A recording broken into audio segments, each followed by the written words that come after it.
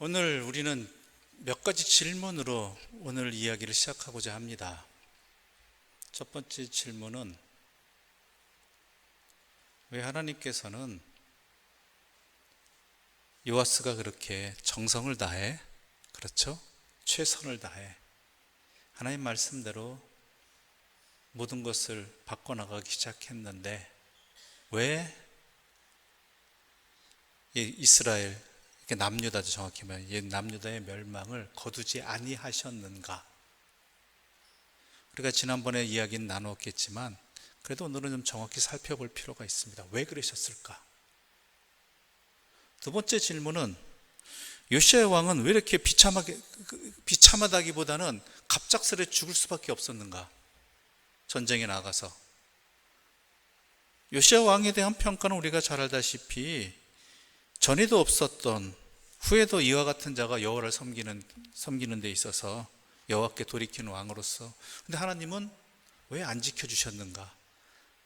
아니, 안 지켜주시는 건 둘째치고 왜 그렇게 갑작스레 전쟁에 나가서 죽음을 맞이해야 됐는가라는 두 번째 질문이죠.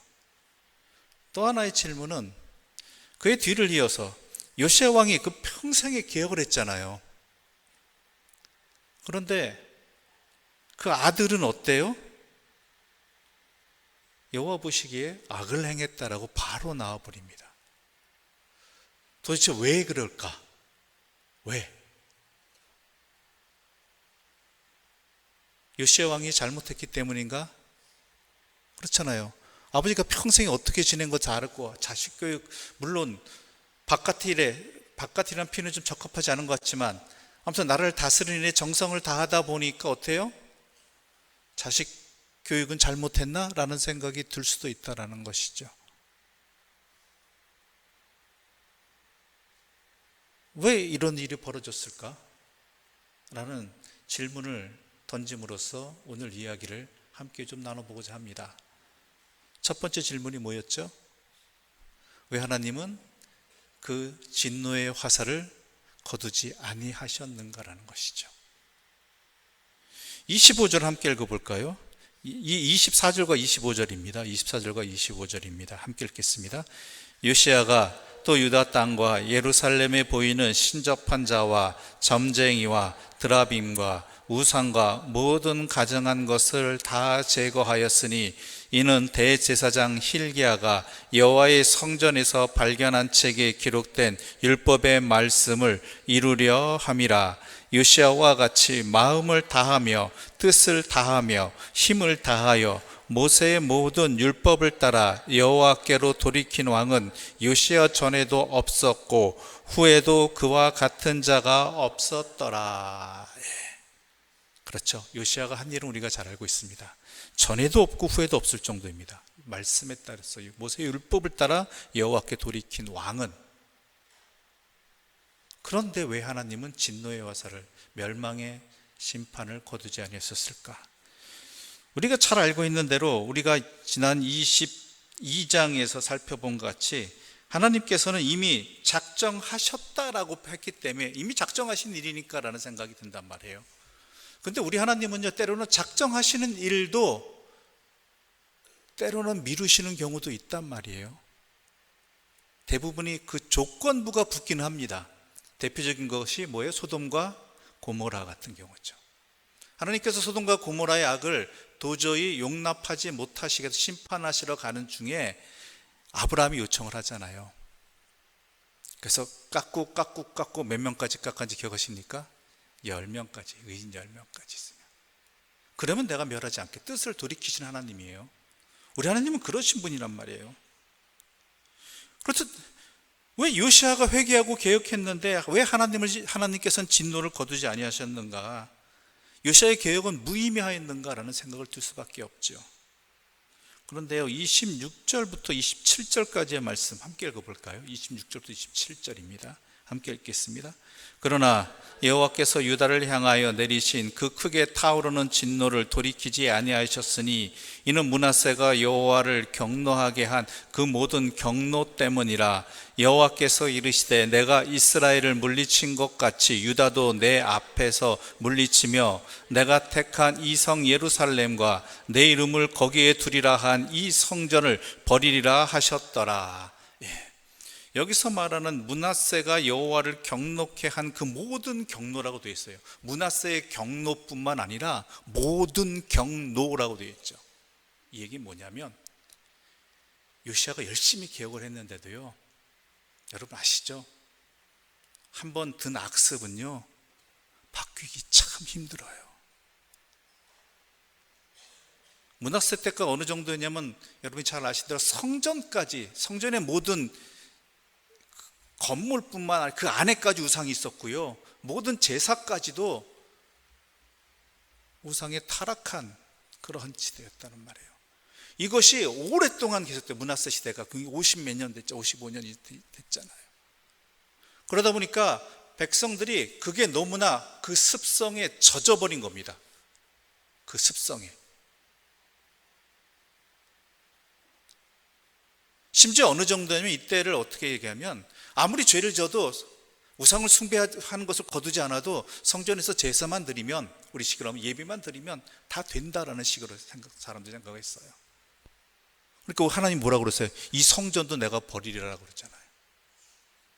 이 성전도 버리리라. 내가 제대로 제사를 드리고 있는 건지 하나님께 뜻에 맞게, 혹시 하나님 뜻을 어긋나고 있잖아요. 이걸 살피지 아니하고 내 삶은 그대로 있고 제사만 드리면 된다는 식이었어요. 그 제사는 또 제대로 드리고 있느냐? 아니겠죠, 당연히. 그러니까 요시야가 개혁한 이 시대임에도 불구하고 고치고 고쳤어도요, 백성들의 그 습성이 안 고쳐지더라는 거예요. 안 고쳐 잘.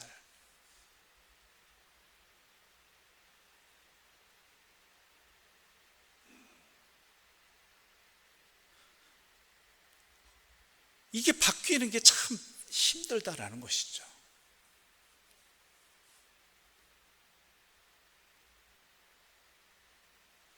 우리들 상황도 주변에도 그런 일도 얼마든지 있잖아요. 악습은 잘 안 고쳐지잖아요. 좋은 습관은 들이기 참 힘든데 악습 한번, 나쁜 습관 한번 들이면 그거 고치기 참 힘들어집니다.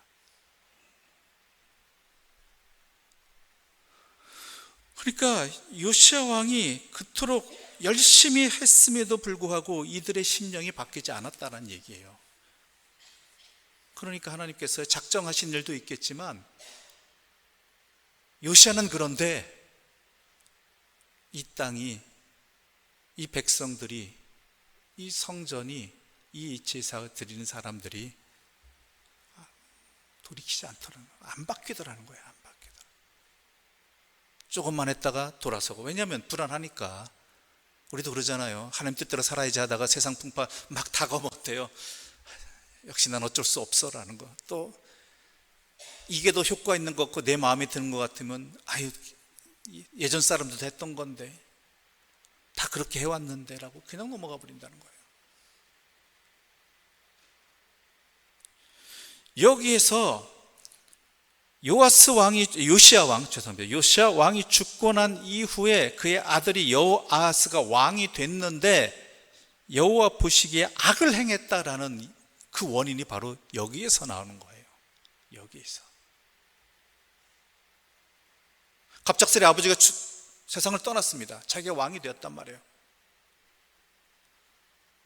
의지할 데 없죠. 아직 자기가 정권을 장악할 만한 힘이 없단 말이에요. 그런데 백성들은 어때요? 주변 신하들은 어때요?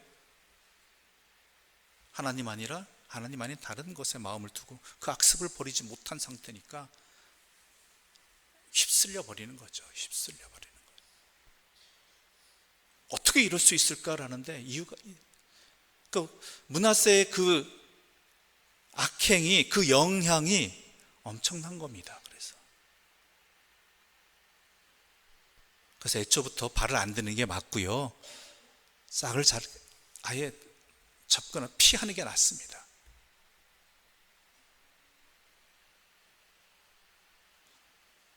그러니까 그들의 멸망은 하나님께서 그들에게 심판하시겠다는 이 말씀은요, 하나님께서 이미 작정하신 일이기도 하지만 그토록 요시아가 계속해서 개혁과 하나님의 말씀도 나가려고 하고 애쓰고 따라가는 듯 하다가 이들이 그 습성에 자기 그 습성이 벗어나지 못해서 여전하기 때문에 하나님께서는요, 이 백성은 한번 뒤집어야 된다라는 거예요.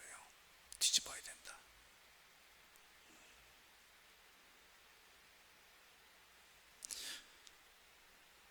그럼에도 불구하고 요시아가 훌륭한 건 뭐예요? 이걸 알았음에도, 하나님의 뜻을 알았음에도 절망하거나 낭망하지 않았다는 거예요. 무슨 내가 개혁해도 무슨 소용이 있는가 그러지 않았다는 거예요. 하나님의 마음을 알고 하나님의 뜻을 안 것이죠. 비록 예루살렘은 멸망하고 성전도 다 불타버릴 것이겠지만 우리 하나님께서는 그것을 끝이라고, 우리 민족을 향해서 끝이 아니라 뭐예요? 다시 세워주시는 연단의 과정이라는 것을 분명히 알았기 때문에 그는 끝까지, 죽는 그 날까지 여호와의 율법을 그대로 실천하며 전하며 지키려고 했던 그 발걸음을 멈추지 않았다라는 것이죠. 그래서 우리가 이것을 지난 시간에 뭐라고 하는지 아십니까? 이 땅에 구루터기를 세우는 역할이라는 거.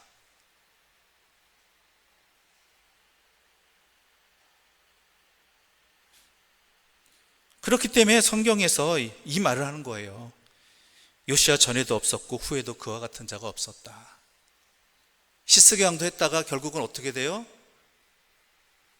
나중에는 그의 말년에는 아무 상관없는 사람 살았잖아. 나 때만 아니면 된다. 나만 그 일 안 당하면 된다라는 식으로 헛된 삶을 살았잖아요. 은혜를 입어놓고도.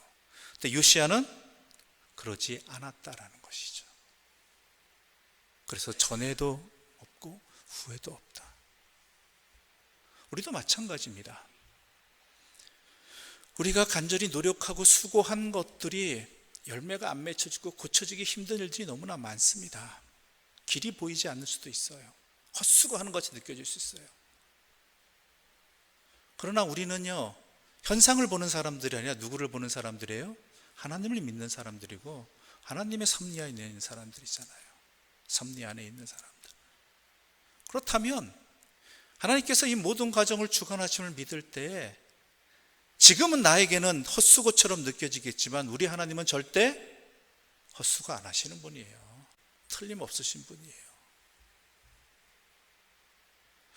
비록 멸망의 길로 간다 할지라도 우리 하나님께서는 그것을 멸망으로 끝으로 끝내시는 분이 아니라 새로운 시작의 과정으로 삼으시는 분이 우리 하나님이시라는 것이죠. 그렇다면 거기에 필요한 건 뭐겠어요? 씨앗을 심는 사람들이죠. 비록 내가 거두지 못한다 할지라도, 내가 보지 못한다 할지라도 그게 그리스도인이에요. 그게 그리스도인. 누가 행하시기 때문에? 하나님이 행하시기 때문에. 그러므로 세상 일들에, 또한 내 눈에 보이는 일들에 너무 일비하지 마십시오. 우리가 할 일은 하나님 뜻대로 살아가는 것, 묵묵히 살아가는 것, 이 땅이 작은 불씨가 되는 것, 바로 그것입니다. 그런데 아까 또 하나의 질문이 있었죠. 뭐죠? 요시아 왕은 왜 이렇게 갑작스레 죽었을까? 29절과 30절 함께 읽어보겠습니다. 29절과 30절입니다. 함께 읽겠습니다. 요시야 당시 애굽의 왕 바로 느고가 아수르 왕을 치고자 하여 유브라데 강으로 올라가므로 요시야 왕이 맞서 나갔더니 애굽 왕이 요시야를 무기토에서 만났을 때에 죽인지라. 신복들이 그의 시체를 병거에 싣고 무기토에서 예루살렘으로 돌아와 그의 무덤에 장사하니 백성들이 요시야의 아들 여호아스를 데려다가 그에게 기름을 붓고 그의 아버지를 대신하여 왕으로 삼았더라. 갑자기 애굽 왕 바로 느고하고 전투가 벌어지네요. 이게 어떤 상황인가 역사적 배경을 알아야 됩니다. 당시에는요, 아수르가 약해질 때 막 굉장히 많이 약해져. 아수르라는 제국이요 굉장히 급격하게 강대한 제국이 되었다가 갑작스레 그냥 역사에 흔적도 없이 사라진 제국 중 대표적인 거거든요. 약해지는. 근데 당시에 중동에는요, 중동 지역에는 두 강대국이 있었죠. 아수르하고 또 한쪽이 전통의 강대국 애굽이 있었단 말이에요. 서로 적대한단 말이에요. 그런데 이런 상황 속에 서로 적대하다 하고 있었는데 아수르가 약해지면서 새로운 국가가 하나 탄생합니다. 그게 어떤 국가냐면 바벨론이에요. 바벨론이라는 신흥 국가가 등장하죠. 이 바벨론이라는 신흥 국가가 강대해지기 시작합니다. 그러니까 애굽은요, 아수르가 약해지는 것 알아요. 그래서 아수르가 약해질 때 애굽이 좀 더 영향력을 가지려고, 땅을 더 많이 차지하려고 하는 그때 바벨론이 등장한단 말이에요. 그러니까 이 바벨론은 보기에, 애굽이 보기 어때요? 좋지 않아요. 차라리 약해지는 아수르가 상대하기 낫지, 점점 강해지는 이 바벨론 제국은 탐탁지 않았다는 것이죠. 그래서 어떻게 하느냐? 아수르를 돕기로 합니다. 얼마 전까지 원수였잖아요. 근데 새로운 적이 등장하니까 적과 적이 서로 하나가 돼요. 그래서 바벨론이 아수르를 치려고 할 때 바벨론을 견제하기 위해서 애굽 왕 바로 느고가 군대를 일으킨 거예요. 그럼 남유다의 요시야 왕은 도대체 뭐냐? 역사의 기록에 의하면요, 이때 남유다 요시야 왕은요, 바벨론하고 동맹관계였다 그래요. 동맹관계였잖아요. 그럼 어떻게 해야 돼요? 그러니까 요시야 왕은 정확한 판단을 하긴 한 거예요. 아수르는 이제 저물어 가고, 자기들의 위쪽인 북이스라엘 멸망시킨 아수르는 저물어 가고, 이제 신흥 제국인 바벨론이 등장하니까 거기하고 내가 관계를 돈독히 하면은 나라도 지키고 회복도 할 수 있겠다는 생각을 했겠죠.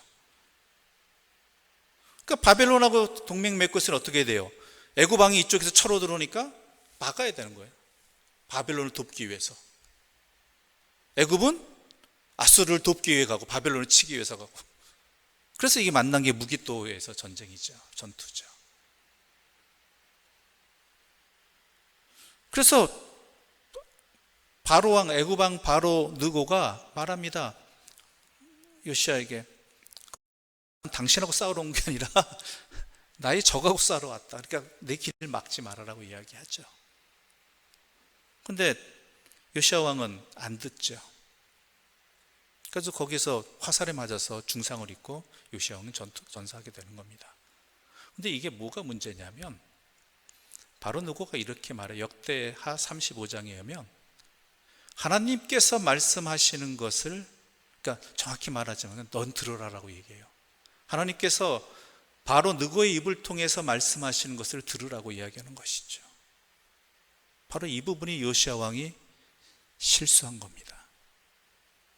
물론 바벨론과의 동맹이고, 그리고 긴급하게 지금 애굽을 조금이라도 막지 않으면 바벨론의 동맹국인 바벨론이 힘들어지고, 바벨론이 힘들어지면 아수르가 자기들을 그만두지 않으라는 걸 알고 있어요. 그러니까 나가야 되긴 하겠죠. 그런데 중요한 게 뭐예요? 요시야 왕이라면 어떻게 되겠어요? 하나님의 뜻을 여쭤야 되는 거예요. 하나님의 뜻을. 전투에 나가기 전에 하나님, 이러이러한 사정입니다. 지금 애굽은 쳐들어오고 있고 우리의 길을 지나가고 있고, 우리는 어떻게 하면 좋겠습니까? 안 묻고 나가거든요. 그러니까 하나님께서 뭐예요? 바로 왕 느고를 통해서 말씀하시는 거예요. 너 하나님 말 들으라. 니네 하나님이 나한테 이렇게 얘기했다. 근데 안 들어요.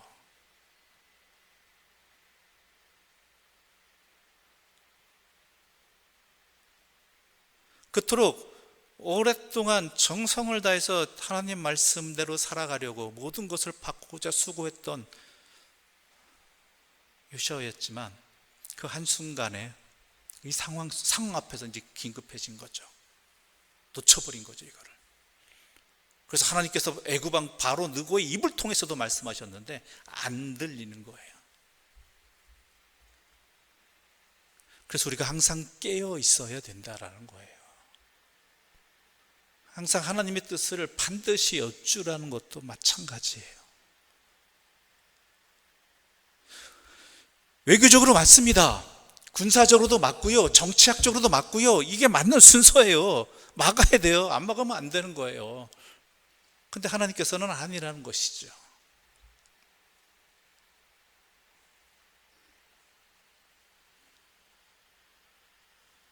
그래서 요시야는 그만 세상을 떠나게 전사하게 된 것이죠. 전사하고 그 뒤를 이은 남유다의 왕국의 멸망은 이제 본격적으로 브레이크 없이 아주 언덕길 아래를 치따라 내려가는 거예요. 그래서 어떻게 됩니까? 그 뒤를 이었던 여호와스가 여호와 보시기에 악을 행하다가 석 달 만에 애굽 왕에게 포로로 끌려가고, 그 다음에 애굽 왕에 의해서 요시야의 아들 엘리야김이 이름까지 고침을 당하면서 왕이 되어지고, 그리고 또 백성들은 애굽에 바치는 벌금으로 인해서, 곡물로 인해서 고통당하고 없는 살림에,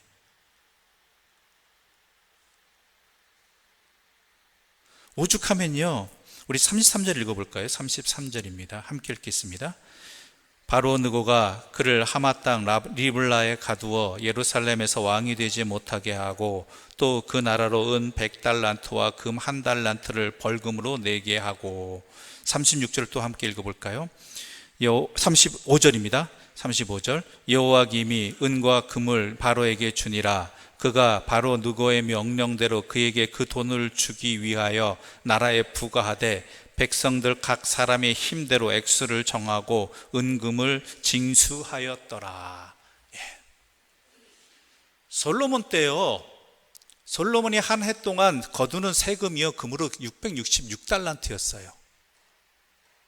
그런데 지금 바로 느고가 남유다에게 내라고 한 돈이 은 100달란트와 금 1달란트거든요. 이것도 못 내요, 나라에서. 그래서 백성들에게 모금한 거예요. 이거는 강제 모금을 한 거예요. 이 지경까지 이르렀다는 것이죠.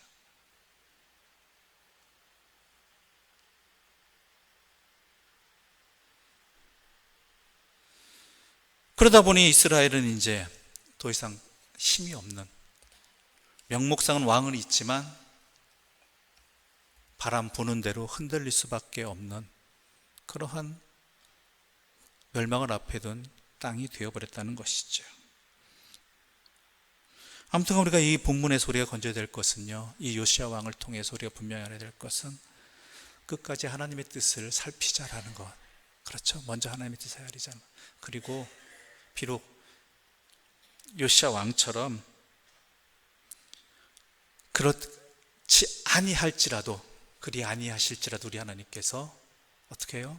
끝까지 하나님의 말씀대로, 하나님의 말씀을 지키며 뜻을 다하고 힘을 다하여 주의 말씀대로 살아가고자 하는 것. 왜요? 하나님의 뜻이 우리를 향하신 선하신 뜻이 있음을 믿고, 우리가 끝까지 주의 말씀대로, 상황은 여전히 그렇다 할지라도, 도리어 악해진다 할지라도 하나님을 믿는 믿음 안에서 이렇게 신앙생활을 해야 된다는 것, 요시아와 같이 그런 것을 우리가 분명히 깨닫고 우리 스스로 다짐하는 귀한 시간들이 되시기를 바랍니다. 그리고 다시 한번 말씀드립니다. 끝까지 하나님의 뜻을 구합시다. 네. 기도드리겠습니다. 하나님 아버지, 감사합니다.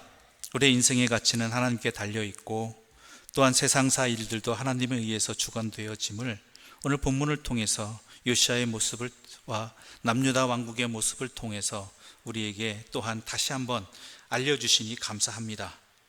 이제 우리의 삶을 살아갈 때 세상이나 현상 속에 판단되어지는 자들이 아니라 하나님 보시기에 어떠한가, 또한 하나님을 믿는 믿음 안에서 살아가는, 끝까지 주의 말씀대로 살아가는 주의 백성들 되게 하여 주시옵소서. 예수님의 이름으로 기도드립니다. 아멘.